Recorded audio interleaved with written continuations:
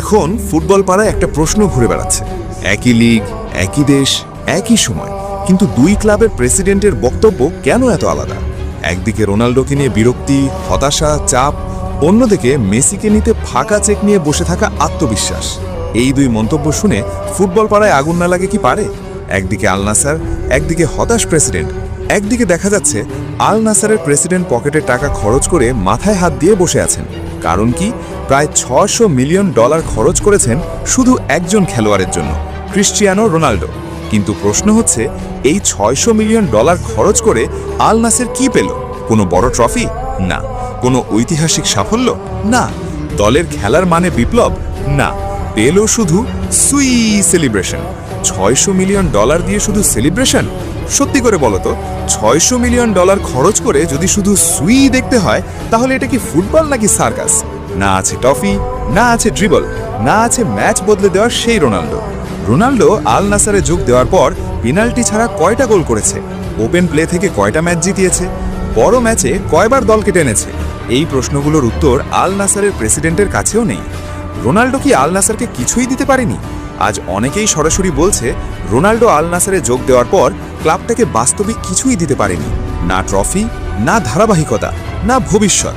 এখন মনে হচ্ছে আল নাসারের প্রেসিডেন্ট নিজেই রোনাল্ডোকে নিয়ে বিব্রত হয়ে বসে আছেন। টাকা তো গেছে, কিন্তু ফল কোথায়? অন্যদিকে আল ইত্তেহাদ সম্পূর্ণ উল্টো চিত্র। এখন চোখ ফেরাও অন্যদিকে। আল ইত্তেহাদ, এখানে কোনো হতাশা নেই, কোনো মাথায় হাত নেই, বরং আল ইত্তেহাদের প্রেসিডেন্ট একেবারে শান্তভাবে ফাঁকা চেক নিয়ে বসে আছেন। কার জন্য? লিওনেল মেসির জন্য। আল ইত্তেহাদ প্রেসিডেন্টের বিস্ফোরক মন্তব্য। আল ইত্তেহাদের প্রেসিডেন্ট প্রকাশ্যে বলছেন, মেসি যদি আল ইত্তেহাদে স্বাক্ষর করতে চান, আমি তাকে একটি ফাঁকা চেক দেব।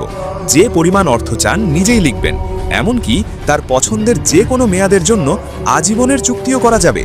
এই কথা শোনার পর ফুটবল পাড়ায় আগুন না লাগলে তো কি হবে? কেন আল ইত্তেহাদ জানে মেসিকে নিলে লস নেই? কারণ আল ইত্তেহাদ বোঝে, মেসিকে নিলে কোনো লস নাই, ফ্যান পেজ এক্সপ্লোড করবে, স্পন্সররা লাইনে দাঁড়াবে, ক্লাবের ব্র্যান্ড ভ্যালু আকাশে উঠবে, লিগের মান এক লাফে বদলে যাবে। মেসি মানেই শুধু ফুটবল না, একটা সম্পূর্ণ ইকোসিস্টেম। মেসি টাকা দিয়ে কেনা যায় না, এখানেই পার্থক্য।